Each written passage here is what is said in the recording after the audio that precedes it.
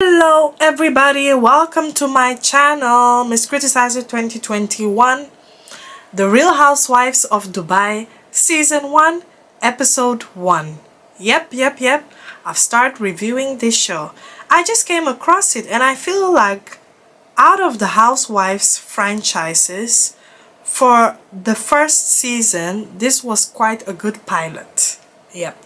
I'm not watching all the other franchises, but the only ones that I watch is the Beverly Hills, Real Housewives of Atlanta, Salt Lake City. I tried it, but it was so boring, and Potomac. Those are the only ones I watch. But I started watching this one, and I also watched Real Housewives of Joburg. It was so boring. And I'm also watching The Real Housewives of Lagos, which is quite okay, it's good. I think it would be so much better if it had Bravo's production money, if you know what I mean, because the production on the South African one and the Nigerian one is quite low. But hey, it is what it is, it's okay. But it's not about that, it's about The Real Housewives of Dubai, luxury Dubai, desert Dubai, expensive Dubai. The Dubai from the Instagram, Dubai from the glitz and glamour. Despite some of the very questionable things that we've heard, what's currently happening with some of those Instagram girls, what they do, and the type of money they get, but still it seems like the Squid Games is being involved in their life. Very questionable. Anyway, we get introduced to these 6 fabulous women. Yep, most of them are divorced, but hey, they're out here still thriving. We are being introduced first to Chanel Ayan, beautiful supermodel. She was the first supermodel, she was the first black supermodel in Dubai. Yep, and she looks very much like the iconic supermodel Iman. Very much the resemblance is there. And I know that Chanel Ayan, she's a Somalian Kenyan woman. She grew up in Kenya, born, raised, proudly Kenyan. She has 1 son. And I'm not sure if she's still married or if she's divorced, but I think she's divorced. She loves life. She loves the glitz. She's careless. She has no filter. She says whatever comes in her mind. And to me, she's the realest. She has done well for herself. Yeah, that's what I like about her. I've heard that she's been spotting the runway. She has her own makeup and skincare line. That's a very well accomplished woman. Then we have Caroline Stanbury from the UK, darling. She was from another reality show, Ladies of London, which I've never watched, but she's doing well. She's a socialite, she's an entrepreneur, and yeah, she was a stylist. And she said that the thing, but I'll be calling her the blonde Caroline because there are 2 Carolines, yeah? The white Caroline, which she is, and then the black Caroline. But I'll get to it. So, we get introduced by her sitting in her bed, in her mansion. The dog peed in the bed, but she didn't bother to change the bed sheets. She's sitting there with her hunky, tanned, how they call it, tall, dark, and handsome Sergio, who is 27 years old. And I've heard that he used to play for Real Madrid. I don't know what happened in his career for him to retire this early, so I believe that she's his sugar mommy. But Caroline is a divorcee. She was married first with her husband and her 3 kids. He brought her to Dubai. But then the marriage didn't work. So Caroline and Sergio, her new Spanish husband, they actually got married in Mauritius because they were not allowed to get married in Dubai. And I don't know why. I'm not sure if it has to do with the religion, with the religious rules. She's Jewish, he is Catholic. It just didn't work.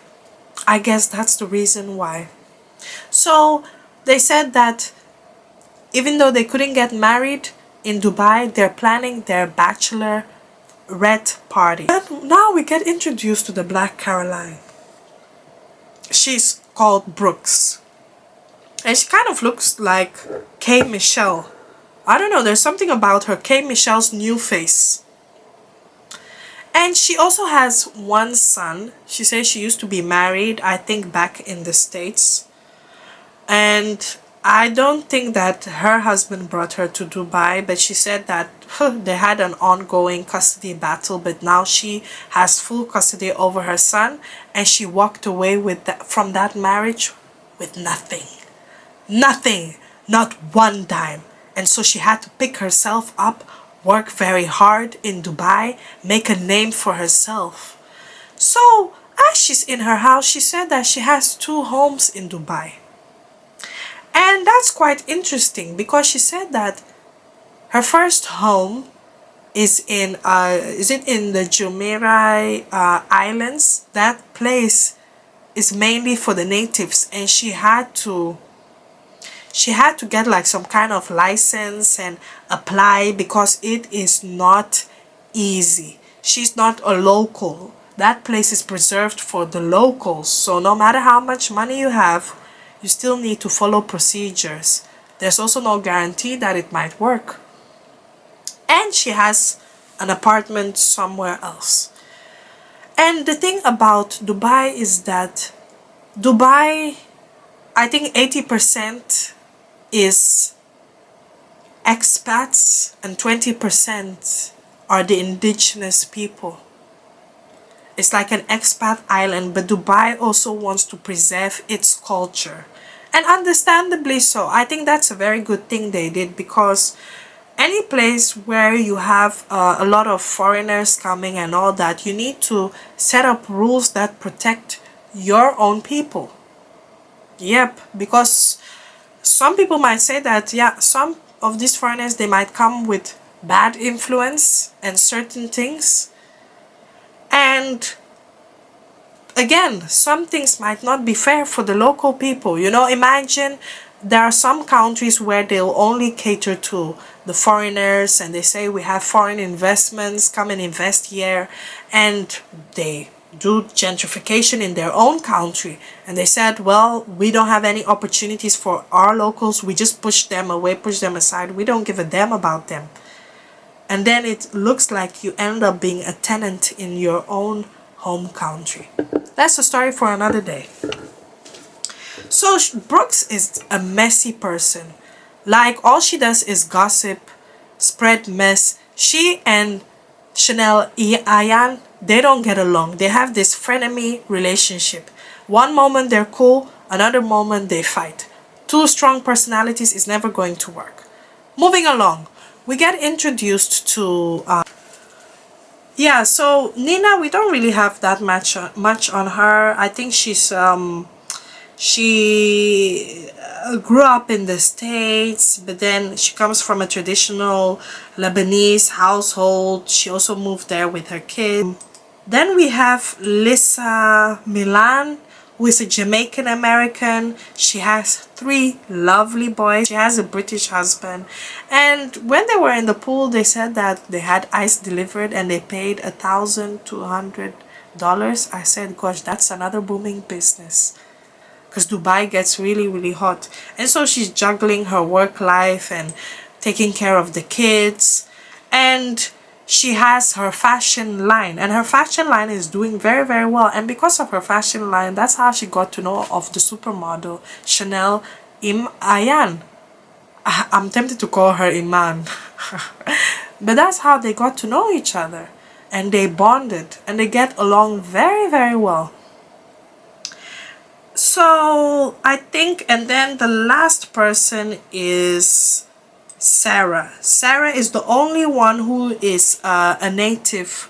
She's an Emirati woman. She's the only native one amongst them. And she's somebody who is like a modern Arab woman. You know, she's not extremely conservative. She still practices Islam, But she said, hey, I'm not going to the extent to cover myself, restrict myself from doing things. So culturally, I'm not. But I'm a modern Muslim woman. And I really, really like her, especially when she said that, you know, she was divorced twice. Because she said that I didn't succumb to society's pressure to get to me. She felt like, hey, I don't need to feel forced to stay in this marriage. If it doesn't work, I can always, I'm going to walk away, and I'm not doing this to please everybody. Because you know how it is in their culture, you know, it's conservative, it's very strict. And you know how it is with, yeah, the society. They'll just be talking about her, and her mom might get it worse because they'll say that, well, your daughter is damaged goods because she's divorced twice. And she didn't compromise for it. So we see her, she seems to be herself, and she was just teaching her kids, like, you know, if you go to Dubai, I have never been there before, but there's this frame, and you have the old Dubai versus the new. And she said, you know, this is the old, here's where we come from, we should never forget it. But in order for us to get to the new, we need to elevate ourselves. And that's what she was teaching her kids, and that was quite nice. So to make a long story short, that bachelorette party that I told you that the White Caroline was throwing, everybody was invited except for Chanel Ayan. She was not invited. When Chanel was meeting up with Lisa, she said, yep, I was not invited by her. And the Black Caroline, Brooks, she had to tell me, and she said, oh my god, she didn't invite you. And yeah, she felt like only relevant people should be invited, and you were not important enough. So already that caused a drift between them. They had the bachelorette party and everything. Fast forward to the evening when all the girls had to meet up. And Nina wanted everybody to come together, hash out all the issues they have, and just have a good night. She was saging the area and just having everything peaceful. That did not last long, because when they were at the table, Black Caroline, the Brooks, she was being messy, and she said to White Caroline, like, oh my god, your bachelorette party was so fun, oh my god, I had a good time and everything. And Chanel was looking so annoyed, and she said, ugh, boring. And Chanel said, can you guys stop talking about an event where I was never in attendance? I don't care, I don't give a damn, like, why are you guys talking about it? It's not my business. And they said, but that's so are we not allowed to talk about it? This is something that we all attended, that's between us, like, you should not have a say. And she said, well, whatever, I was not there and I don't care. That's why I like Chanel. She just says things that we all want to say, but she's just like, I don't care, stop talking about it. Yeah, it was irrelevant, your party was irrelevant. And so they addressed the issue that Black Caroline was being messy by wording, with the way she worded out things, saying that Chanel was not important enough to attend the event. And of course, White Caroline said that that's not what I said. I just said that I have acquaintances and I did not feel obligated to invite you. It is what it is. Like, we're not best friends like that. And I'm like, it is what it is. You know, people invite the closest people to them. Not everybody needs to be best friends in this life. It's not by force. But at the end of the day, you guys are colleagues. You could have just invited her. Like, I don't know. Or it reminds me of how Kenya didn't get invited by Portia when she for her Black Lives Matter event or whatever. You invite everybody except for one people. At the end of the day, you guys are all colleagues. So that's it. That's the first episode. Let me know what you guys think of it, and do you want to continue watching these reviews of Real Housewives of Dubai? Do you like it? Let me know what you think of it. Thank you once again. Bye bye.